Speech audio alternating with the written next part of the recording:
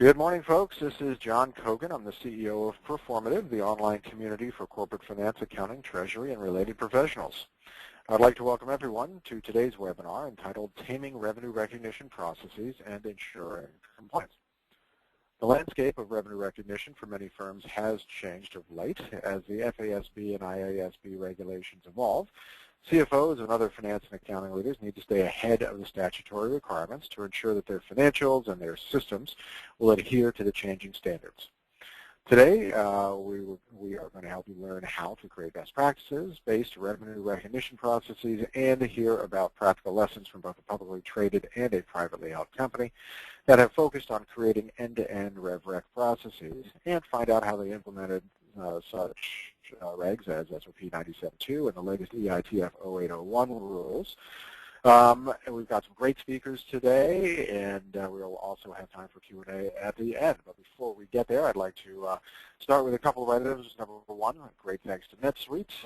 With their support, we're able to put on events like this and everything we do at Proformative, either online or event-related, for free. So thanks so much to NetSuite for being a Proformative supporter and for helping us put on today's event.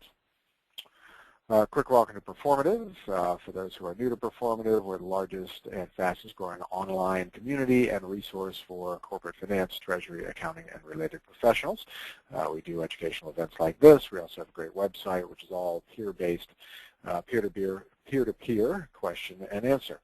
It's all completely free and noise-free. Check us out at proformative.com. A few notes on today's event. Number one, a link to today's presentation and a link to a recording of this webinar will be sent out to all attendees within 24 hours of the event. And the presentation itself, which is actually two presentations, which we'll be seeing back-to-back here, is actually already posted at proformative.com/resources. So if you want to take a look at the slides, download them, print them out, all of that good stuff, go to proformative.com/resources, and you'll be able to just grab it right there. We are offering CPE credits for today's event. In order to get CPE credit, you need to have registered for the CPE credit. If you forgot about pre-registering for those, or if you can't remember, just reach out to Chris Brower. You can see her email right there on the screen, and she'll be more than happy to help you out. Also, you need to take 3 polling questions. So we will ask 3 polling questions during today's event. One probably about halfway through, and then another one, actually the final 2, pardon me, after the second presentation. Just make sure you answer all of those. And even if you're not here for CPE credit, we'd love to get your answer to those questions. They're very quick questions. They're statistical in nature. And if we have time during the Q&A session, we'll actually turn them around, and you can see how everyone voted. It's all anonymized, of course, but you'll see what your peers are doing with regards to RevRec at their companies. Next up, please do ask questions. You'll see if you take a quick look at your GoToWebinar control panel that there's a little section there called questions. Please feel free to ask questions at any time. We have an actual Q&A section where we'll address those questions towards the end of today's event. If you have clarifying questions along the way, we'll do our best to get those in. But feel free to ask any time a question strikes you, and we'll do our best to get to it during the Q&A. And finally, you will be asked to take a short survey today regarding this webinar. We always like to know what we did well, what we didn't do well, what we could do better next time, etc. And you can help us out with that by giving us 60 seconds at the end of today's event to fill out this survey. Also, we make it very easy to reach out to the speakers of today's event. Just with the click of a mouse there will help connect you to the speakers or the sponsor of today's event. So please do hang on and give us that extra minute at the end for that short survey. We have a number of learning objectives. I'll just summarize this, which is that we want to help folks understand what some of the latest RevRec regs are around issues that are hitting currently, EITF 0801, 093, which now go by other nomenclature, discuss how the rules are impacting businesses and what a few companies are doing to operationalize these new regulations and fold them into their accounting and finance processes. So hopefully we'll all be a lot smarter with regards to these regulations and how companies, both public and private, are dealing with them by the end of this hour. And to help us get that going, it's my pleasure to introduce our first speaker today, Kim Odom, who is Director of Solutions Marketing at NetSuite. Kim is a 15-year technology veteran with experience in enterprise software applications, including CRM, customer service, marketing automation, and ERP systems. Kim is currently Director of Vertical Marketing in the software vertical at NetSuite, Inc. Prior to NetSuite, she worked at Contractual, a SaaS provider of customer interaction management solutions. Her extensive background in technology also includes roles in product marketing, product management, and channel sales with startup, mid-market, and Fortune 500 companies. Kim, thanks so much for joining us today, and welcome. Thank you, John, and I'm pleased to welcome all of the attendees. And I'm very excited today to be talking to you specifically about how we have tamed revenue recognition here at NetSuite to ensure that we are in compliance with EITF 0801. Before I get into the details of the revenue recognition processes that we use here at NetSuite, I'd like to share some background information. We are a publicly traded company, and we had our initial public offering back in 2007. Last year, for full year 2011, we generated more than $230 million in revenue, and we ended the year with about 1,200 employees around the world. We provide a cloud-based financial suite. It's actually a broad suite of applications that include much more than just finance. Also include professional services, automation, e-commerce, and CRM solutions. And our solution enables companies to manage most of their core business operations in a single integrated suite via the cloud. We are a software as a service company, and in addition to over 12,000 organizations that use our solution every day, we, as a company, NetSuite, utilize the application to run our own business. Before moving on to specific revenue recognition processes at NetSuite, I just wanted to give you a brief background on our sales order and revenue environment. I think this will be helpful as I go through some of our processes and best practices. In a typical month, we process more than 1,500 sales orders that come through the system. These orders are comprised of three classes. We have new customers that were coming on board. We have upsells to existing customers. And then the final category of sales orders are renewals. A new customer order will generally start from a lead. That lead will convert to an estimate and then to a sales order from which we will invoice the customer and generate a revenue recognition schedule. These orders are stated in a variety of currencies and contain a significant number of item configurations. We actually maintain more than 300 items in our price list. We basically sell three different types of products. The first being a subscription service, which includes the main suite, the number of users who will be using the application, and perhaps maybe some add-on modules. The next, the important distinction here is that since we deliver our service over the internet, we do not provide an on-premise solution. And our speakers after me are actually in the opposite model and will be talking a lot about that, so that's good news.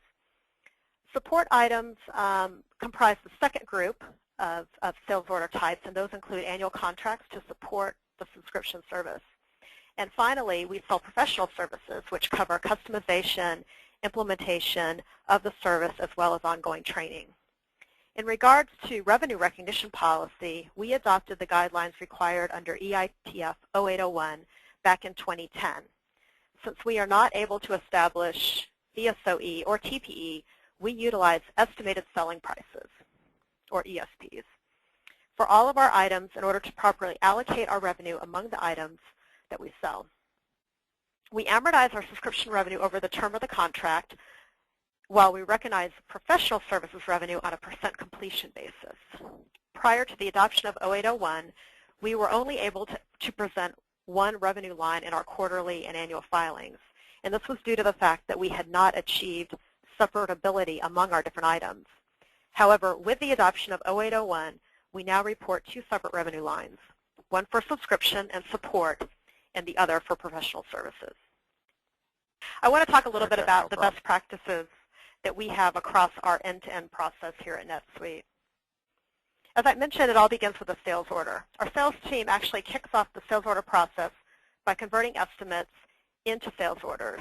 These sales orders are then approved by sales management, and once that takes place, they are routed automatically to our finance team for review and processing. Processing includes running all of the sales orders through an EITF 0801 bundle in terms of determining if we have contingent delivery requirements and ultimately allocating revenue if we have multiple elements that require such allocation. An estimated selling price is populated for each item on the order, and the final allocation is shown on the order as well. Once the allocation decision is complete, our finance team then creates the RevRec schedule, and that comes directly from either the sales order or the billed invoice. Commitments cover the entire term of the sales order, while schedules will only cover the period billed by the invoice. Both commitments and schedules are stored in our system and posted to our general ledger through automated journal entries. We close revenue on a monthly basis, which allows us to provide deep analysis on revenue trends, as well as gaining comfort that our revenue is reported accurately. Various searches and reports on our revenue permit us to evaluate if we need to reassess our ESPs during the year. In addition to compliance requirements, these searches and reports allow us to forecast our revenue on a customer-by-customer basis, which is done at least monthly. We're also able to perform all of the above inside a single integrated system, which negates the needs for us to utilize multiple systems and reconcile data. So now I want to talk a little bit about the benefits that this integrated approach provides us. The first benefit is we're able to trace each transaction from the sales order all the way through to the posting of the revenue into the general ledger. This allows us to more easily identify the root sources of questionable trends and other revenue recognition anomalies. We can also look at the individual customer record to view all of their respective sales transactions and the resulting RevRec journal entries. Because the system integrates CRM and ERP functionalities, we don't have to spend time reconciling data between these two different systems. The process is automated and executed inside a single system with one database. And finally, the system is real-time so that you have visibility to sales orders as they're processed and the resulting revenue recognition as the journals are posted. This permits us to conduct research, reporting, and forecasting using a fairly small team.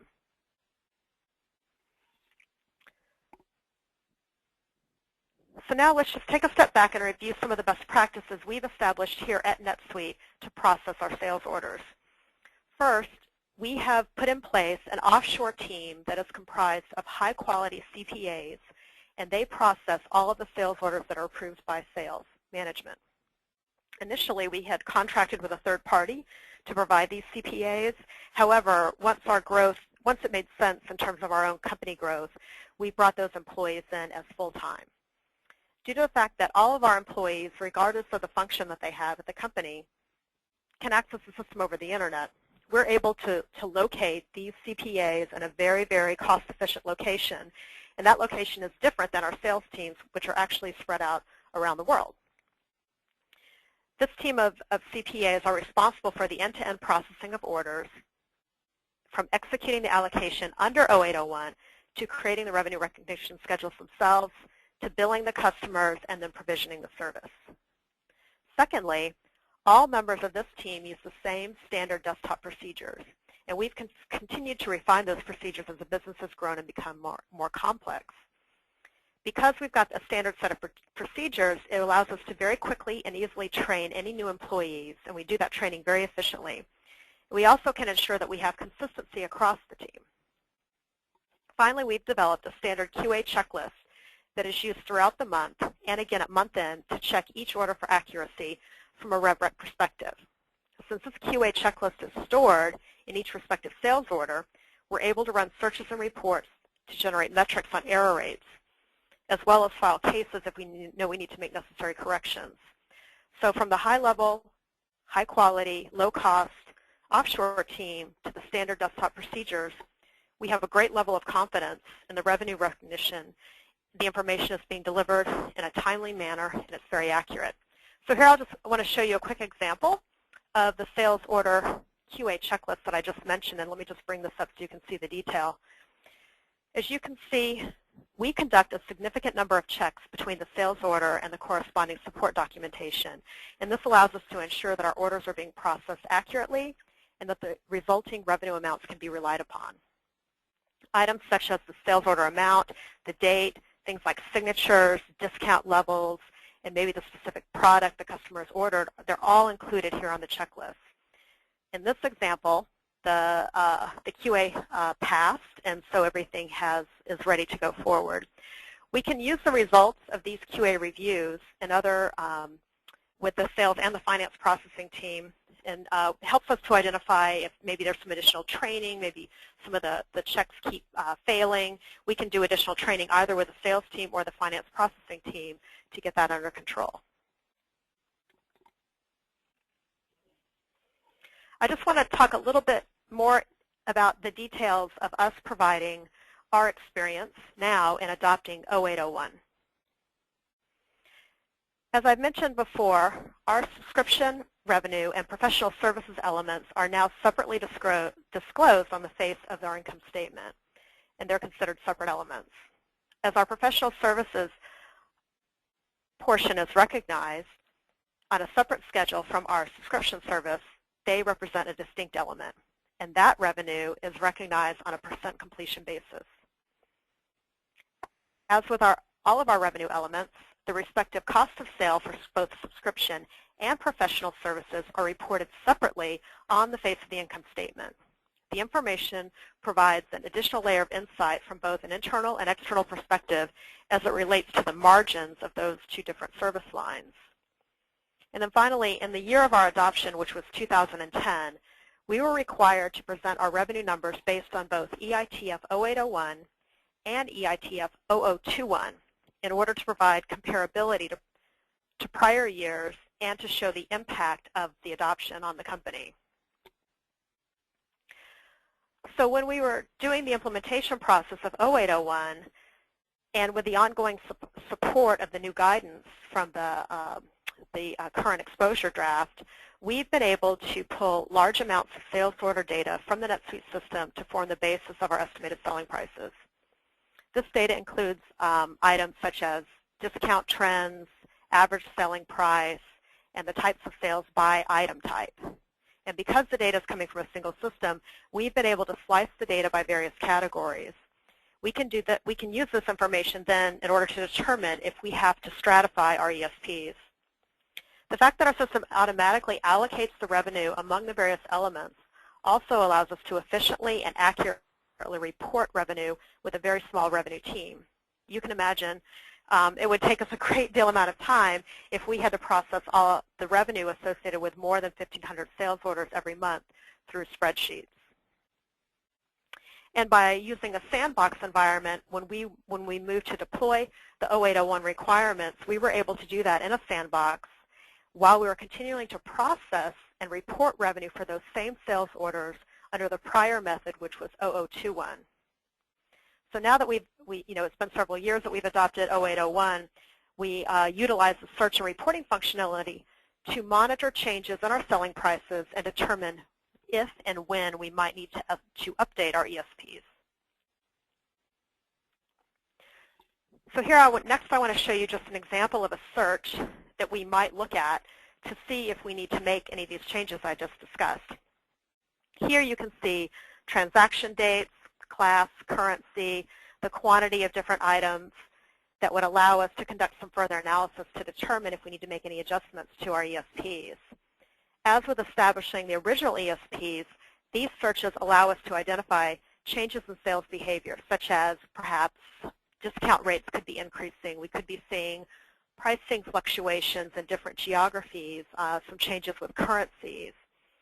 So once again, we can easily pull large amounts of data and create safe search alerts that allow us to monitor specific sales activity that might lead to an adjustment in our existing ESPs.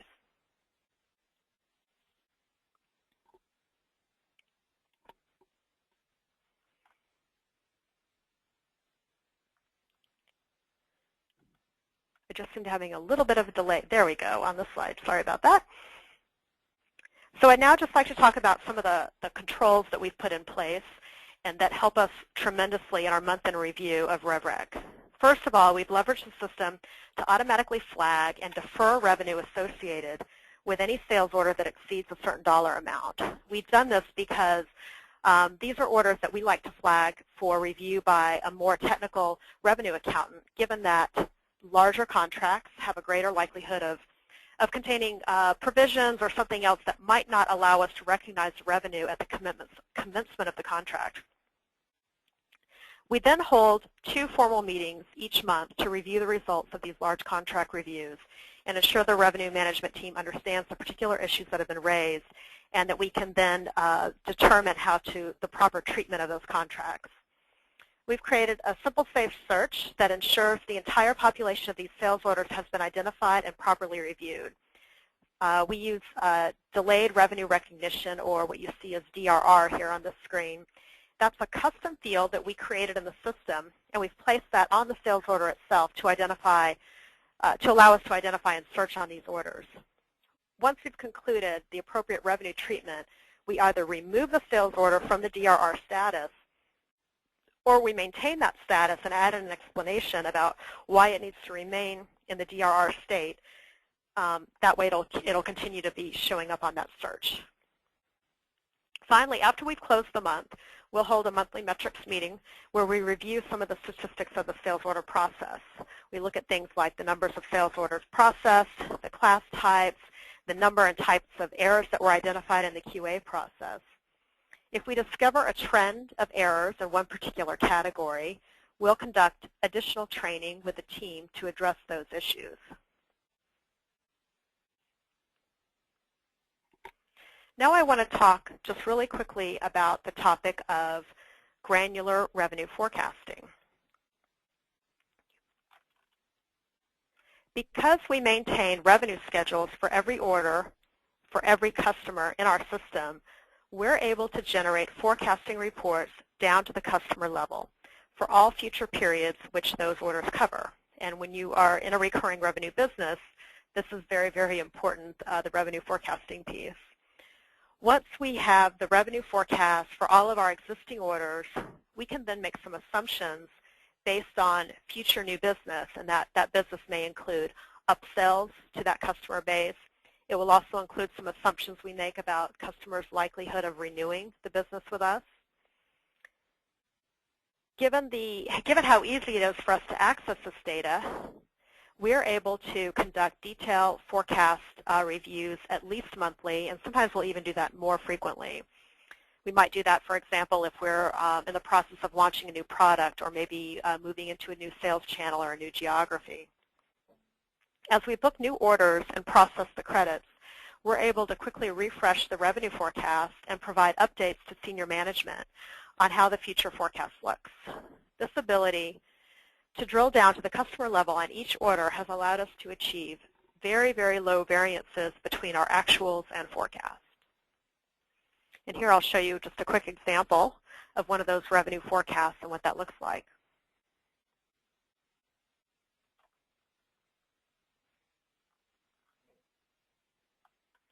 So here is a look at the revenue forecast, and I also just pulled up an area of it so you can see the detail a little bit better. So as you can see here, we're able to view forecasted revenue by customer, by transaction, by month for the entire period of those transactions. By running simple revenue reports such as this one, we're able to put together updated forecasts in a very short amount of time with minimal resources. And this allows us to provide senior management with greater visibility into our forecasted revenue. So just to conclude my portion today, I just want to recap really quickly, what are the things that have worked here at NetSuite? So these are things that have worked for us in terms of our sales order and revenue recognition process. The first thing is we believe that we have a very, very tight integration between our sales and finance organization. This goes to not only the level of communication between those two teams, but also the way that we've leveraged the setup of both the CRM and the ERP system. We've also been able to develop and continuously update a variety of control mechanisms inside and outside of the system to ensure timely and accurate revenue reporting. The automation level that we've achieved within the system also allows the finance team to focus on more value-added tasks in the business rather than reconciling revenue numbers. The fact that we use a cloud-based system truly supports our distributed sales and offshore finance teams that are located all over the world. And finally, we're able to take advantage of the ongoing automated upgrades that are made to the system throughout the year, rather than spending a lot of time and resources manually upgrading the system on an annual basis. So with that, I'd like to turn it back over to you, John. Great. Thank you so much. Thanks for that update. It's always great to hear about how companies are implementing these RevRec rules, and certainly at a company of your size, it's gone way beyond the ability to manage all this with spreadsheets. So it's nice to hear about how you've been doing that. We're going to go ahead and hop into our first of 3 polling questions right now, which I will launch right now. You'll be seeing it on your screen in just a moment, and we'll go ahead and give you about 30 seconds to contemplate that and come up with an answer. Now, once again, if you're here for CPE credit, you must take these 3 polling questions. This is the first of the 3. But even if you're not, we'd love to hear from you, and if we have time during the Q&A session, we'll turn these around, and then we can hear from the panelists about what they see at their company with regards to these polling questions. I'll also take a moment right now to remind folks you can go ahead and ask questions at any time using the question area of your GoToWebinar control panel, and we'll do our best to get to those questions during the Q&A period of today's event. All right, I'm going to leave this open for another 5 seconds, and then we will go ahead and close it and get to the next part of today's webinar. So I'm going to close it down now, and we are going to now introduce our next 2 speakers. So leading us off is Steve Posnecker, who is Director of Business Operations at Lumension Security. Steve is responsible for overall business efficiencies and processes within Lumension. This begins with lead management, opportunity and quotation processes, and goes to the creation and fulfillment of the sales orders. Prior to Lumension, Steve worked for JDA Software in a number of internal and customer-facing systems analysis roles. Joining Steve will be Chris Ryan, who's the Assistant Controller at Lumension Security. Chris manages the U.S. accounting functions, global sales order processing, and RevRec for Lumension. She's responsible for the company's revenue audits, ensuring compliance with SOP 97.2 and 89.9. She has approximately 15 years' experience with software revenue recognition. Prior to Lumension, Chris was the revenue manager at Compass Learning, an educational software company. Steve and Chris, welcome. And Steve, I'll hand it over to you to take it from here. Okay. These just wanted to provide you with what Lumension does. You can see our highlights here. We're a smaller company, but we do have a worldwide presence. We have operations in 8 countries. That includes, obviously, the U.S., but we also have operations in Ireland, Luxembourg, Singapore, the UK, and Australia as well. We are on a number of different lists here. That number of customers is actually up to approximately 5,100. And you can see that we have a number of awards here. And the bigger thing you'll notice is that the software that we produce is actually approximately 14 million nodes around the world use our software, or essentially endpoints. Okay. You'll see that we have a large number of very, very significant customers, such as the banks there. We run in the top 15 of the 20 banks around the world.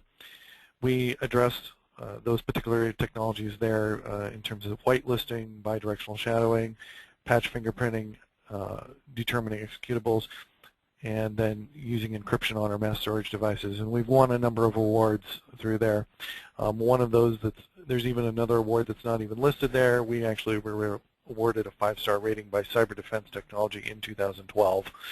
And as you can see here, Gartner and Forrester both love us in that respect. We have a number of different patent methodologies there.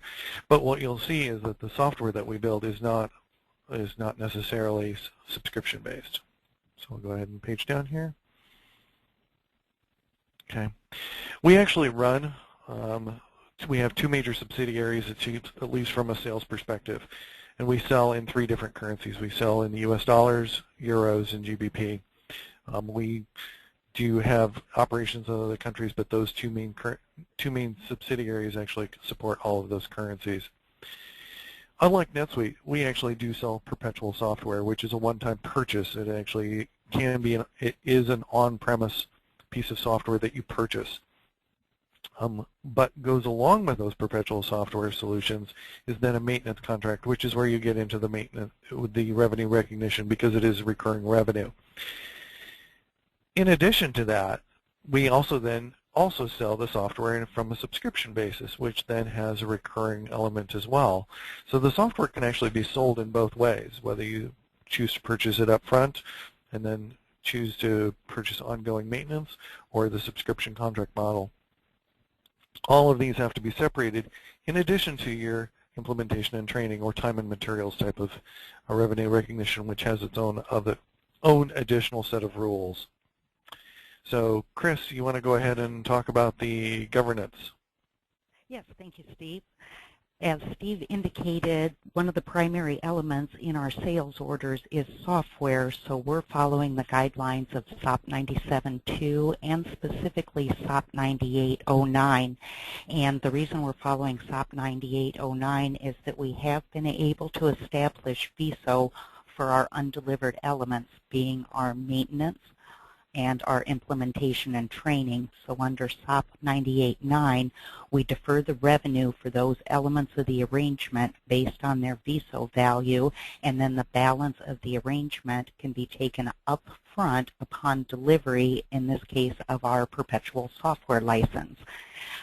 We utilize the NetSuite system for our revenue recognition, and because we have some complex VISO calculations on the back end, we had to do some modifications and significant customization to the system and create scripts that allow the system to do the calculations to defer the VISO value of our undelivered elements and recognize it over the appropriate periods.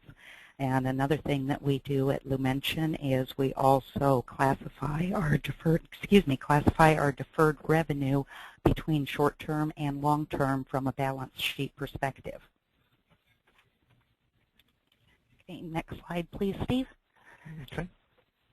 Okay, so some of the challenges that Lumension experienced in the past is that we were running multiple disparate systems for our sales order processing, our revenue recognition, and our financials. From an order processing standpoint, we would manually key orders into the system. We would manually license and send the license files out to the customers, and then we would import information from that system into the general ledger as well as into a separate database that we used for our revenue recognition.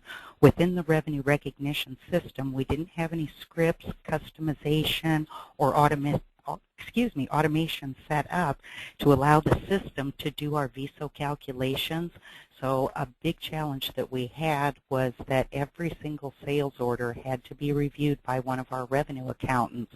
They had to do the calculations to do the allocations between the different elements, whether it was the perpetual software, the maintenance, the services, whatever was contained on the transaction. Then they manually had to go into that database, key in the applicable allocated amounts, key in the start and end dates for the revenue recognition, as well as the term to spread the appropriate revenue over. So it was cumbersome. It was a burden on our finance, IT, and business operations staff. And typically, as part of our month-end close, it would take potentially up to 5 days just to get through the revenue recognition process. Now for the next slide, I'm going to temporarily turn it back over to Steve. Sure. So when we went and did our implementation, our goal really was to reduce the number of systems.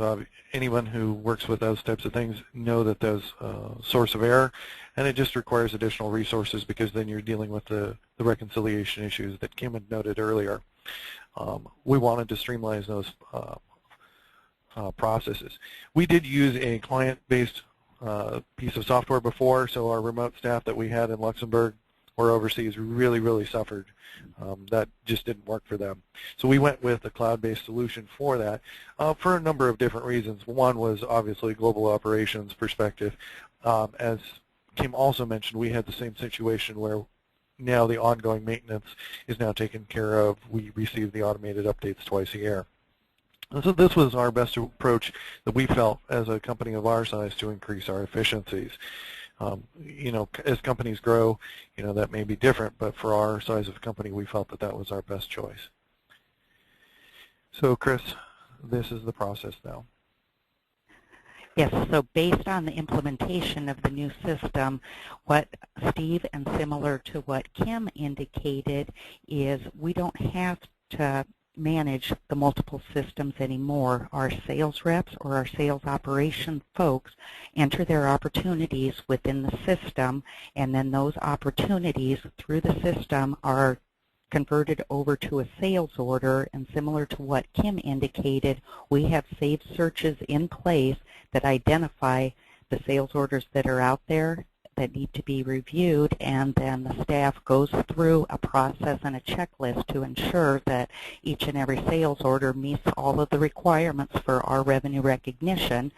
Then once they've satisfied the requirements, the order is approved within the system, and as you're going through the processes within the system does have built-in audit trails, so you can track, as Kim had indicated earlier, back to the sales order transaction and the people that are processing the orders. Once the order is approved, it's considered a booking from our standpoint. We create an invoice through the system, and with the invoice, revenue recognition template is applied. And what we've done from an item setup standpoint is for each of our items in the system, we've assigned revenue recognition templates that automatically take the revenue and spread it over the appropriate periods according to the rules that we have coded into the system. Once the templates are applied, similar to what Kim had said, we've got some orders that even though a lot of the process and the allocations are automated, we want to have a high-level person take a look at those sales orders because of the complexity of the order or the allocations that are taking place from a VISO standpoint. So we've got saved searches set up that flag those orders that require that additional review. And we typically review those saved searches on a weekly basis, create the revenue recognition entries, so then once we hit the month-end close process, we just have to create our final revenue recognition entries, and at the time that we do that, the deferred revenue balances within the system are updated, and we're able to do our reclass between our short-term and our long-term deferred revenues.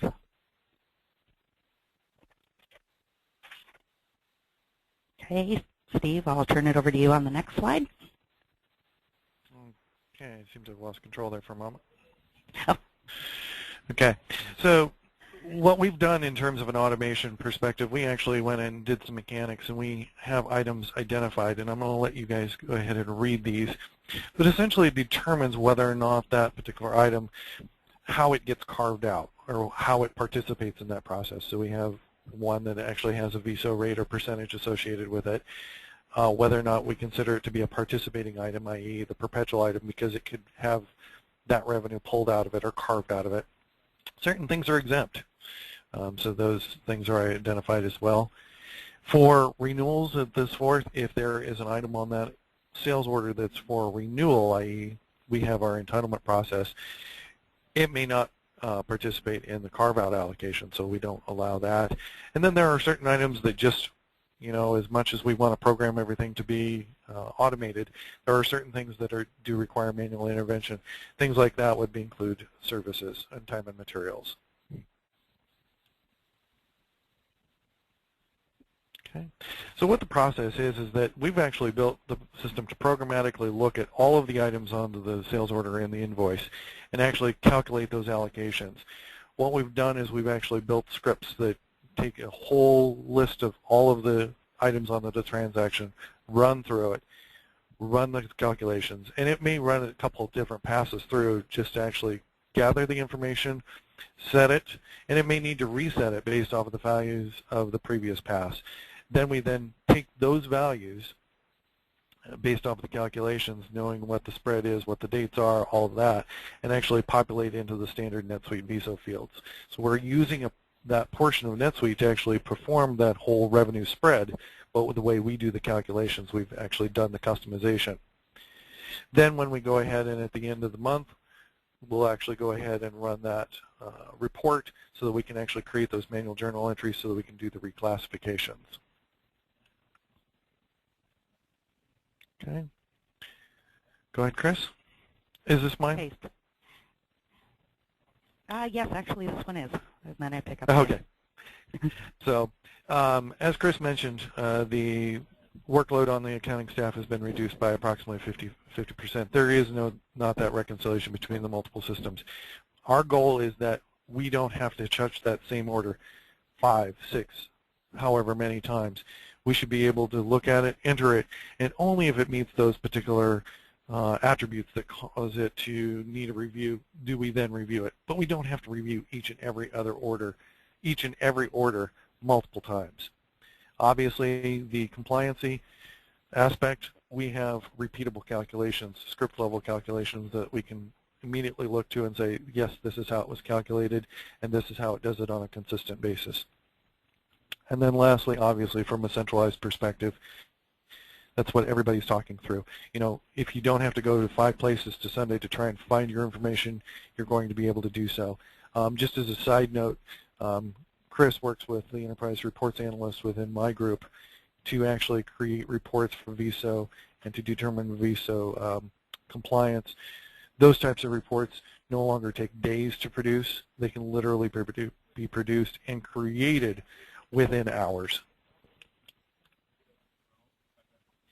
So therefore, we've actually got that foundation now so that we can continue to be able to report upon it. Okay. Go ahead, Chris. Okay, and now I'd like to talk about some of the best practices that we've adopted at Lumension, and the number one is not to wait until the end of the month to think about our revenue recognition. We've decided you need to make revenue recognition part of your ongoing operations, and it's not just the finance department that needs to worry about the revenue recognition. So similar to what Kim had said, we team closely with our sales operations group as well as our sales group to help educate them on the RevRec policies and make sure that everybody is in compliance and understands what the requirements are. And the other big thing that we've had is adopting the new system with the processes and the automation has tremendously helped us get through the RevRec process so we don't have all the manual items to calculate like we used to do at the end of the month.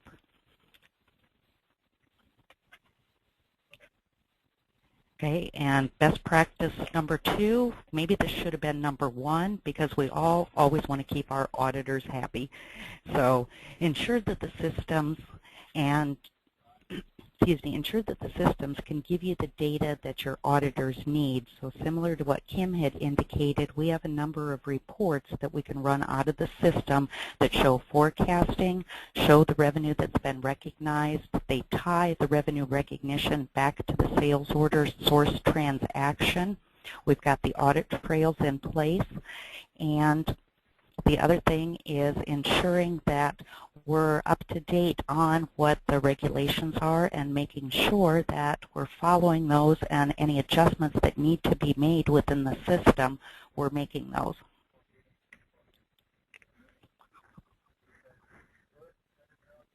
Okay, and this kind of ties into the last one. Like I said, with the systems, make the system your key enabler. Automate your processes. Don't do things manually, because the more things you do manually, especially from a revenue recognition standpoint, the more risk you have once it comes audit time. And the other thing we've done is to make sure that we have processes and controls in place. We've got very specific checklists that we go through as we're reviewing our sales orders. Everyone knows what their responsibilities are. We've got the controls within the system, and we double check those to make sure the allocations are working correctly. We've got the safe searches that flag the orders that require additional review from a top-level standpoint. And again, as I mentioned in the previous one, training. Make sure that you and your staff are current on revenue recognition compliance matters. They understand the regulations as well as your internal policies and procedures related to revenue recognition. And I think that's it for us, so I'll turn it back over to John. Wonderful. Almost it. We'll come back to you during the Q&A. But for now, let's go ahead and get the last two CPE questions taken care of. I am launching the second one right now. So biggest concern around revenue recognition is, or maybe you should say the issue your company focuses on most. And I'll leave this open for about 30 seconds, and then we'll hop into the second one. I would like to remind folks that you can ask questions at any time, and we're very close to getting to the Q&A. So we'll turn those questions around to the folks on the panel and get their take on them. I'm going to leave this open for 5 more seconds, and then we'll get to the third and final CPE question. Okay, closing this one down right now. One last polling question coming up. And my company uses the following to manage our revenue recognition. We always see a lot of Excel on this one, but it'll be interesting to see as time goes by whether that number shrinks over time. Another quick reminder, at the end of today's webinar, we would ask you to stay on for an extra minute to answer our survey. It automatically comes when we shut down the webinar, and we always like to know what we're doing well or not doing well, what you'd like to see us do differently the next time. That would be very handy for us, and we greatly appreciate you giving us the extra 60 seconds. Speaking of seconds, I'll leave this open for another 5 seconds, and then we will get around to taking a look at some of these results real quickly. So I'm going to go ahead and close this, and let's run through these polling questions real quickly, and we'll ask the folks on the panel to comment as we go here. So the most difficult thing about revenue recognition for my company, and the clear winner here is making sure we apply all the RevRec regs properly. So let me ask Chris, how do you and your revenue group make sure that you're always applying the latest and greatest? How do you stay up to date on convergence issues and new regulations coming around? Yeah, a lot of it is just doing our research, making sure that we're aware of any new pronouncements that come out, and then once they do, we evaluate and see, do we need to change something? Does that change the way we're currently recognizing our revenue? And if so, what changes do we need to make within our system to comply with the new regulations? And of course, there's been a lot of talk about convergence and between, FASB, IASB regulating bodies, and I think the latest guesstimates are that RevRec changes on the convergence front won't take effect until something like 2016. What resources do you like to kind of stay abreast of what's going on? Similar to what we're doing right now, webinars have been very beneficial. Aha. Love it. And that was not a paid promotion. Thank you. No, it wasn't. Let's take a look at the second polling question. Okay, so my biggest concern around revenue recognition, which I would translate to say that either the biggest issue that your company is dealing with or what you're trying to stay on top of, EITF 08-1, of the regulatory issues currently, that and 97.2, so I guess we've got a lot of software folks on board here, and IFRS and convergence issues, which looks like they're going to be a long time coming here. We'll see if they can ever come to grips with that between all the countries arguing on that front. And our last polling question was, my company uses the following, and Excel at 50%. This is actually one from when we've done these in the past. Kim, obviously NetSuite has a very large customer base, and you'll see item number 2 here, 22% its capability is built into our ERP system, and then number 3 is third-party software. What are you seeing amongst your sort of broad audience? Are Is the frequency with which companies are pulling in RevRec solutions, is that increasing these days? How much are your clients talking to you about that? Yeah, I mean, you know, these results do not surprise me at all. Typically when people are coming to us, they're either drowning in spreadsheets and they're looking for a better way, or they have a third-party solution that maybe they've had in place for a number of years and that system has become outdated, and they're looking at potentially having an expensive upgrade on their hands to upgrade that system, get it current, and then integrate it in with the other systems that they're using. So these numbers, like I said, don't surprise me at all. Gotcha. Great. Okay. Let's go ahead and close that down. Let's get into the Q&A here. We've got a number of questions stacked up, but please feel free to ask as we go. So we'll start with a first question. We'll toss out to Steve here. Toss out to Kim. Kim, NetSuite provides a lot of professional services, and that's recognized on a percentage completion. But what if the scope of a project changes mid-project? Oh, hey, we'll add this, out of the other thing. Do you end up ever having to debook revenue based on now we're not as far complete as we thought we would be, or do you add a new line item to an invoice, make it a new sale? How do you guys, practically speaking, handle that? Yeah, absolutely. Yeah, we process a lot of change orders for sure. Sometimes the scope of a project may increase in which the scope is going, and we're actually going to be bringing in more revenue as a result of that project.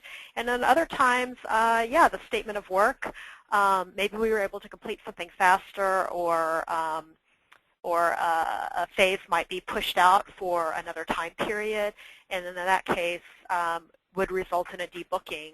And you know, these are the types of orders that we obviously have a lot of automation around handling those as well.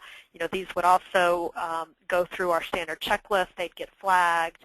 And you know, the offshore team that I mentioned that we have, the CPAs that we have actually located in the Philippines, by having them spend a lot of their time working on reviewing all the orders up front, then the ones that are more complex can be flagged and handled by maybe higher level people once those start to get more complex. So yes, it does happen, and we have processes and automation within the system to handle that. Okay. Steve, can you speak to how your organization works with the other groups within the company to ensure that these revenue recognition processes are followed, systems are properly fed, et cetera? Sure. We actually go through, everybody talks about checklists, but we actually have a checklist also. So when new product is released or acquired, as we just recently did, we actually go through that and we say, okay, we've got these particular items, we're going to put these items into the system. What are the specialty things about how it's delivered? How does it get licensed? How does it get recognized? And we actually start with product management. We start with them because they're the ones that are starting that project probably 3 to 6 months prior to product release, and we actually walk through that and say, okay, what's going on? Then we go through, and once we've made those determinations, we'll create essentially what I call a FAQ, so that all of the things that people are coming up, well, how do you handle this? How do you handle this? What are we going to do with this? How are we going to price it? How are we going to revenue recognize? All of that, we build that FAQ, and we just keep building on it, and then towards product release that product management does, we'll coordinate with them and release this company-wide, primarily, actually, mostly to the sales team, but to say, okay, these are everything you need to know. 1, you need to know how to sell it, but 2, how do you actually bring that order in? So we actually start 3 to 6 months for every new product that we bring in. And are you using the sort of separate, very powerful standalone RevRec module from NetSuite that has you basically setting up the rules for each separate product that you create? Right. Every product that gets put into the system, we set up. There's the standard flags in terms of revenue recognition accounts and templates and that sort of thing, and then we have customized fields or custom fields that we've created for those item types that I mentioned, the VSO percentage or VISO rate, or I'm sorry, quantity breaks in that. And so every one of those items, we actually have to go through that checklist and make sure that the items are set appropriately for all of those 5 fields. And do you ever end up working with your audit firm during that process? Is that sort of a standard thing that you'll do, or is it usually pretty cut and dry as to what rules need to be applied to what products? I let Chris go ahead and handle that, and knock on wood, she hasn't had to come back to me. Exactly. I have not. It's pretty cut and dry from the front end because, as Steve indicated, we've kind of got the checklist that we go through as we're setting up the new items, and it's our product management, sales ops, and then I'll get involved at that point as well to ensure from the RevRec standpoint, are we setting these items up appropriately, so once they appear on the sales order, is the revenue going to flow? Then the auditors come in at the tail end and they'll do their selection during the revenue testing process, and that's where they make sure that we're in compliance, but up front, no, we don't involve them. Okay, great. Question for Kim. When NetSuite outsourced the RevRec programming work to folks outside of the U.S., how did you ensure that their operation truly and correctly reflected the revenues to be recognized? That's a great question. And it like any outsourcing effort, there's a lot of time and energy that has to be spent in setting that up correctly and actually taking the time down in, these people are in Manila in our case, spending a lot of time there on site, making sure it goes from everything from recruiting the right type of finance professional down there, setting up the desktop procedures, finding the things that work, and then just really, through the system, we can measure the results. And I think that's what's really critical is over time, we were able to really quickly see because we have the QA checklist and a few other things, where are we running into problems, and just investing time in training and setting up everything in the system and putting that automation in place, learning as we went. And now the result is it's a very, very well-oiled machine. We've been able to scale that group as we need to in a very, very efficient manner. So it's worked out really well for us. Great, wonderful. Well, we are running to the end of our hour here. We want to make sure we get out on time. So that will be the last of the questions for today. We have another couple of questions, and what I would like to do is ask if Kimberly, Steve, and Chris might be willing to help us get those answered on Proformative.com after the fact. Then we can get those answers out to the folks who asked them. Yeah, absolutely. And that would be greatly appreciated, and will only take a few minutes, but everyone would benefit, and we just want to make sure we get everyone back out on time and back to work. So for that, let me go ahead and continue on the last 2 slides here. Once again, you'll be prompted to take a short survey. We greatly appreciate you doing that. Plus, don't forget, if you'd like to be connected with the speakers at today's event or to the sponsor NetSuite, just a click of a mouse, let us know. We're happy to do that. If you have any questions about CPE credit, please contact Chris Brower. You can see her information at the bottom of the screen there, and she'll be very happy to help you out there. Quick note about an upcoming performative event. It is actually, speaking of finance and accounting technology, it's a finance and accounting and treasury technology event taking place March 20th in the Bay Area, completely free like everything we do at Proformative, and it'll be a great place to see a lot of technology under one roof. So we hope you would consider that. And finally, thanks, of course, to our sponsor, NetSuite. They allow us to do today's event with great insights from people who are actually living with these RevRec issues, both publicly and privately held. We really appreciate their support. Thank you very much to NetSuite. And thanks to our wonderful speakers today, Kim, Steve, and Chris. Thanks so much for your time this morning. Thank you, John. Yeah, it's my pleasure. Thanks, John. You bet. Okay, at this point, it's 10 o'clock, and we're 10 o'clock Pacific, and we will go ahead and let everyone go. We hope we see you again at another event Performative holds or online at Proformative.com. Have a great rest of the week, and take care, everyone.